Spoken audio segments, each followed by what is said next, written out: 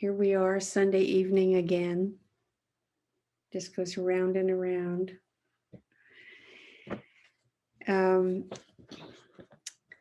Tonight, I want to talk about experience and Dharma, really generic title to a talk. Dharma, which is phenomena, all phenomena is the Dharma. The teachings about the Dharma are all of the commentary on how phenomena unfolds and how we experience it, how we organize our experience, the meaning that we make of it. It's all Dharma. All forms of experience are Dharma. And the word Dharma and experience are synonyms. As soon as we become aware of our experience, before we're aware that we are experiencing, it just seems that whatever is going on is the way the world is, the one way that it is. But the world actually is infinite ways once we are aware of our experience as dharmas, as all dharmas. So I want to structure this talk about experience and Dharma by looking at the chant that we use to begin a day of practice. And most of you know this chant. It's called the verse of the Quesa. But the, hold on just a sec. We're not gonna chant right away, Bill. Just wait. The verse of the Quesa is actually, when we chant it, it's actually a ceremony, which is why it's important to chant it slowly with full attention, somewhat slowly, so that we really pay full attention to what we are doing, what we're doing here as we engage formal practice. Each word honors our tradition of awakening for the sake of all beings. Each word of this verse of the Quesa reminds us of the enormous gift that we've received, and reminding us not to take it lightly or wear the robe carelessly. That's also one reason why we put the Quesa on our head. The first time I saw this done, I thought it was really ridiculous. I couldn't believe my eyes. What are they doing?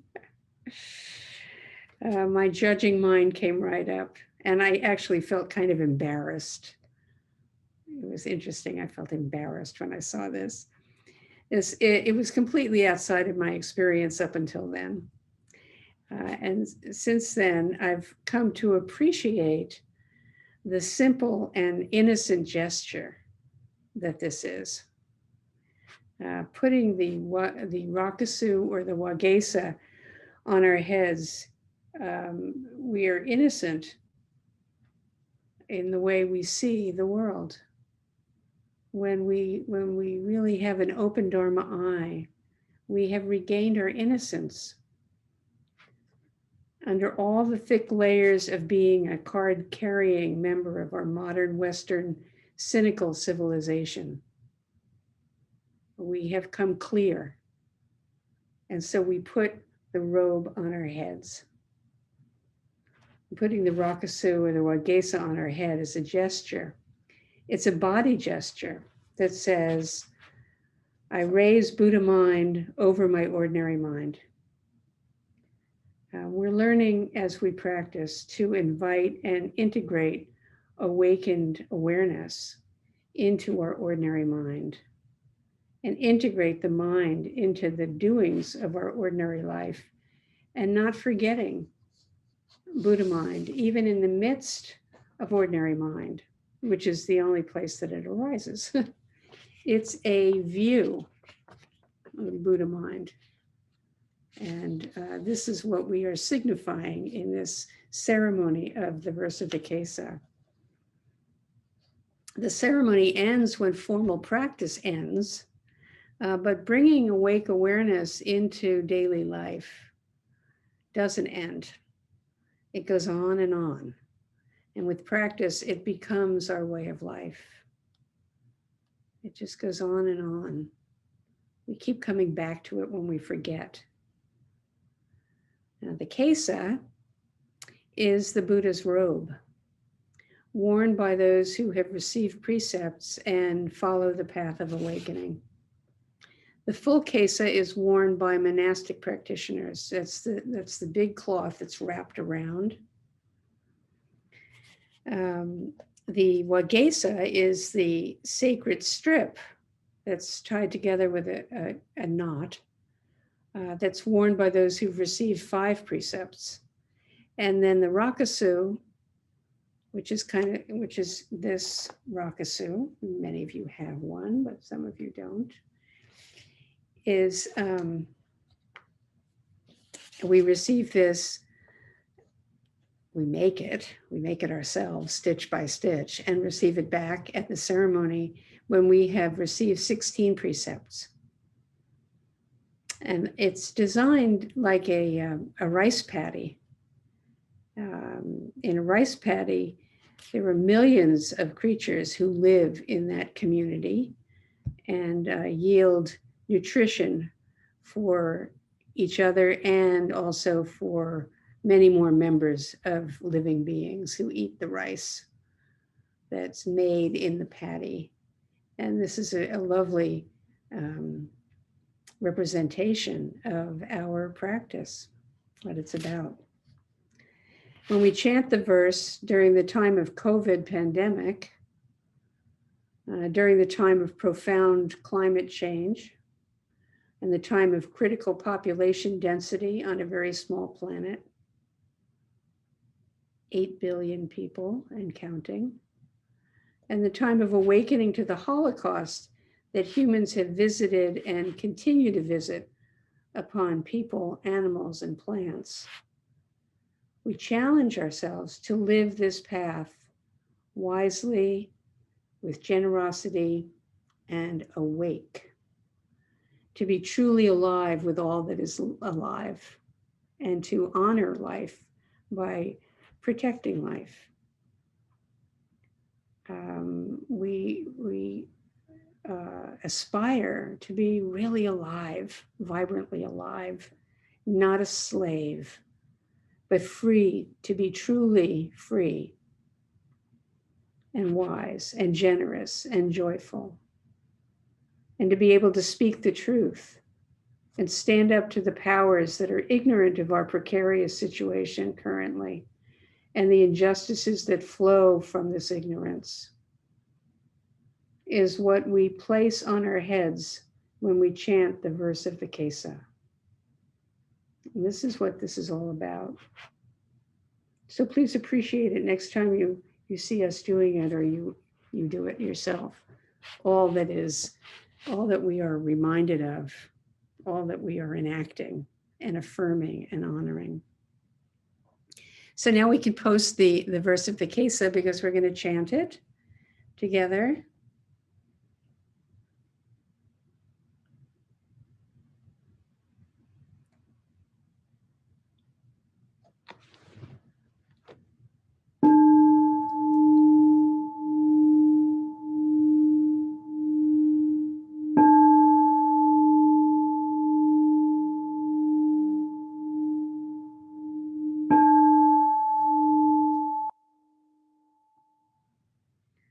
How great the robe of liberation, a formless field of benefaction, wrapping ourselves in Buddha's teaching, we free all living beings. How great the robe of liberation benefaction, a formless field of benefaction, wrapping ourselves in Buddha's teaching, we free all living beings.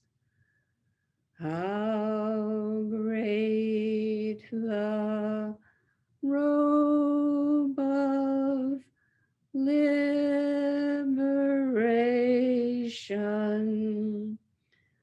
a formless field of benefaction, wrapping ourselves in Buddha's teaching, we free all living beings.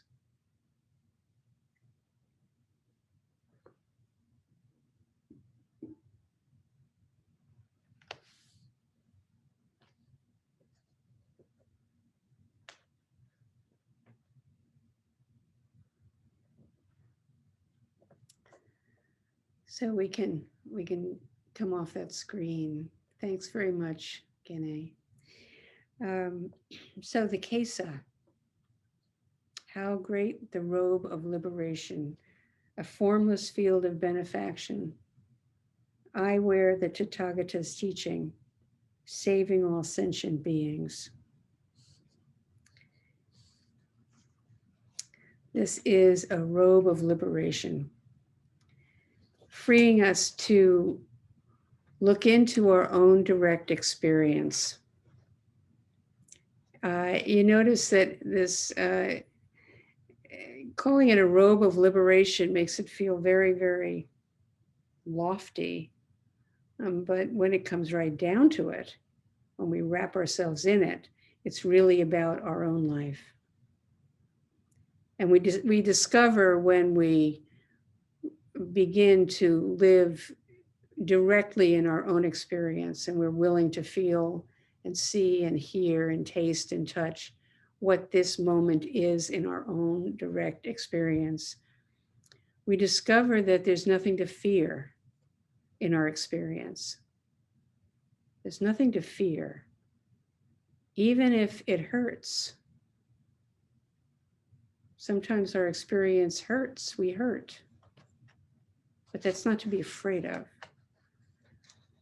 But not to fear, but to see clearly the nature of our experience over and over and over again leaves us able to set aside the many fixtures of behavior, the habit patterns that we thought were our protectors and we thought were our very selves.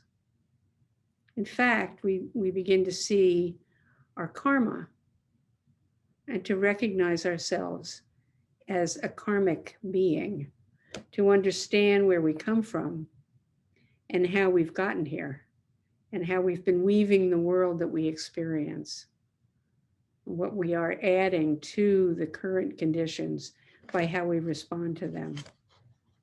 I'm just repeatedly struck, even after practicing all of the years that I have, and many of you may find this also to be true, how I'm constantly recognizing other aspects of my inheritance, my personality, my character, my responses to the world go way back. Really appreciating the family and the culture that I come from and everything that it embedded in this self that I am. These fixtures of behavior. It's so important to know where we come from. A formless field of benefaction. When we see the nature of our experience through the lens of Dharma, through an open Dharma eye, we can see that actually it has no limits, no edges. One of the practices when doing Zazen is to sit in wide awareness and see if you can discern an edge. I've never discerned an edge. And the more we practice, the more we see that every experience is temporary and arises in the moment, has its time, and then it's gone. Leaving effects, of course. So every moment is open, actually, when we take a look at it. It's really open and completely interrelated to everything else.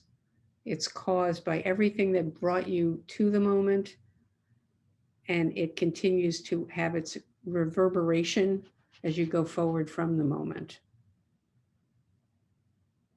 This formless field of benefaction is the light of awareness, and everything that it frees us into when we really are seeing clearly the nature of our experience. The formless field of benefaction has infinite possibilities when we're no longer slave to the several that we are habituated to. The deep ruts that the mind has, our attitudes, our fears, our expectations, our just all of them, the same old stuff.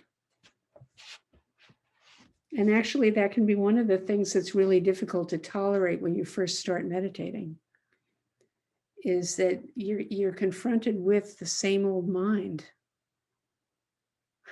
Here it is. And then you begin to look into its content with a much wider lens. This open field of experience is direct and shows us our true life that is always offering generously in the stream of conditions that bump up against our walls, our habits, our fears, our attitudes, anything that stands in the way of being free and open to choose how we respond, free to love, free to connect, to contribute, to be in our wholeness. This truly is a formless field of benefaction. When, it's almost like once you're meditating regularly, you begin to notice so many more things about your life that you never really noticed before. It's pretty wonderful. If you've been living a life for 20 years, 30 years, 40 years, 80 years, 85, 86 years, there's still more to see, more to notice. I wear the Buddha's teaching, and the form that I just recited was, I wear the Tathagata's teaching. So here's another term that you may or may not know the meaning of. Tathagata, depending on how you want to pronounce it, is the name for the Buddha, the one who has gone beyond, who has crossed over, whose mind has awakened. I have awakened. So when we wear the Tathagata's teaching, when we wear the Buddha's robe, what do we wear? What do we wear each day? What do you put on or show up in and show up as each day? What are you embedded in? What are we embedded in? What do we show up in? And my mind now goes to race and all the social constructs that we wear without even knowing we have them on, or gender that we wear without having ever penetrated how constructed the sensations of gender are, how much we label and take for granted and are pushed around by these concepts. How we think and feel and talk and act, what we do and what we can't do, what we fear, all of the ideation that rules us, our family stories, our likes and dislikes and attitudes and values are all part of the conditions of our experience. These are all the dharmas that we begin to open within and to.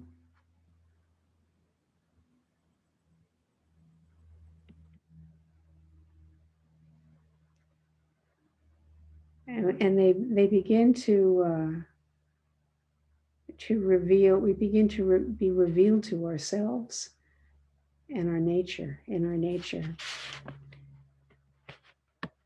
How all this influences, all of these influences that contain us and control us and hem us in. I was just talking to a friend of mine who writes music for movies. And he was going into details about how the music can turn a scene of, if it has one kind of score, that elicits a feeling of curiosity and kind of joyful anticipation. And then you change the score, and suddenly you're watching the same visual field unfolding, and it's haunting, and there's a sense of foreboding just by changing the soundtrack. And we had to laugh because this is Dharma. This is our, we get to know our soundtrack. And in a way, kind of literally, all of the roof brain chatter that's constantly commenting and narrating.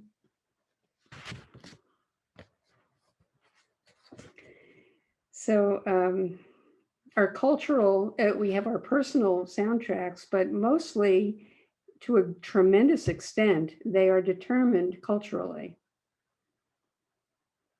So the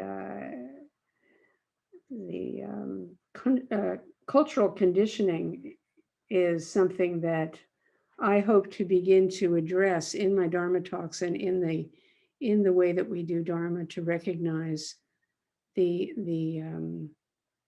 karma that we all have that is way beyond the personal, and that really interferes with our ability to function and meet the current difficult conditions with a lot of wisdom that's based on seeing what our true situation is.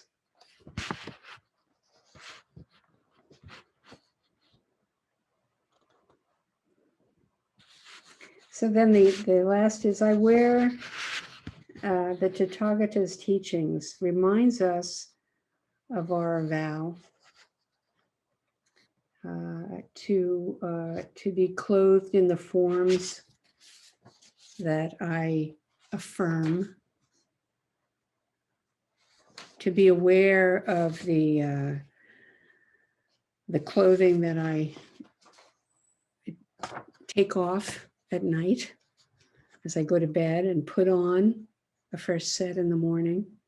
I take up, just like this, with practice, I take up the teachings and I can put them down as needed, according to whether it's day or night, to whether I'm young or old, or healthy, or infirmed, or rich, or poor. In other words, wearing the cloth of awakening through practice, I carry my conditioning, my ancient karma, my biological conditioning, my educational conditioning, my ecological conditioning. Whenever I align with and identify with one of my limits and my edges, wearing the Buddha's robe, I then remember awakening mind and heart. And this helps me be aware. This helps me be responsible for my own views, for my own limited views.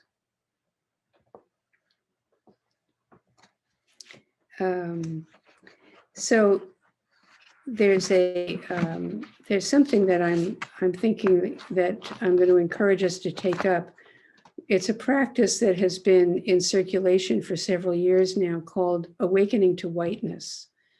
And this is for members of the Sangha who are white.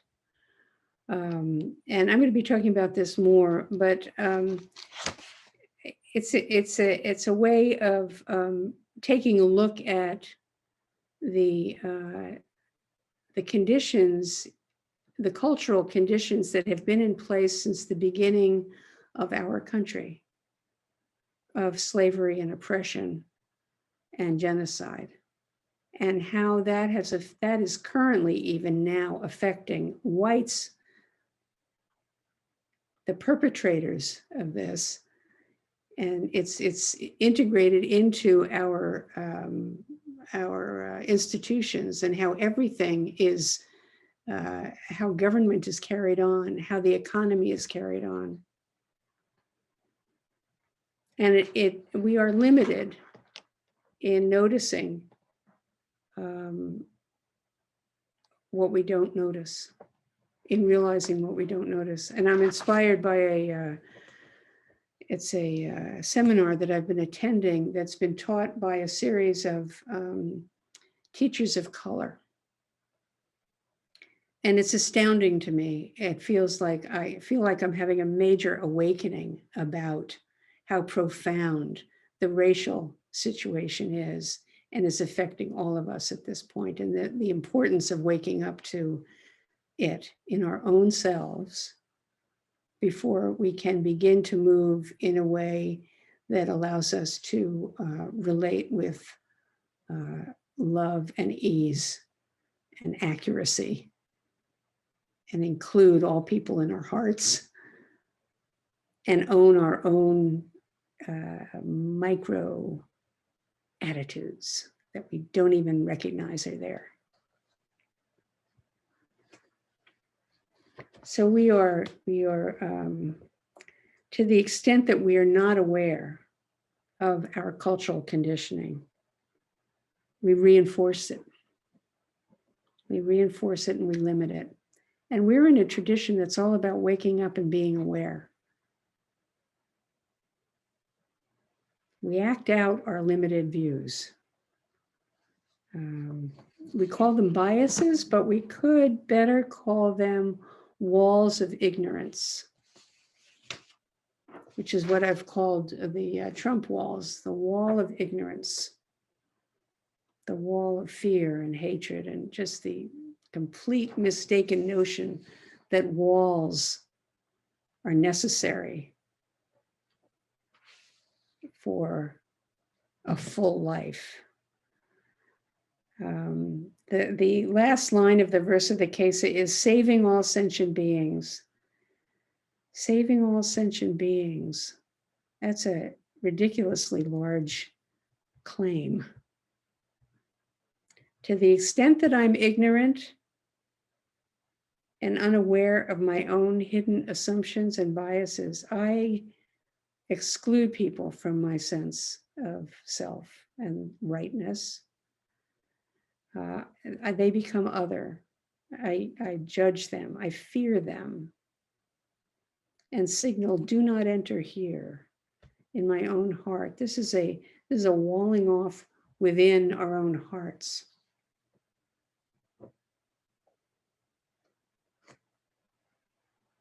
But when we put on the Buddha's robe, we are affirming infinite possibilities as yet to be discerned by our wide open awareness and our ever deepening self-knowledge, knowing who we are and the nature of the self. So may we all wear the Buddha's robe in our lives thoroughly and deeply, discover what that means for us. Thank you.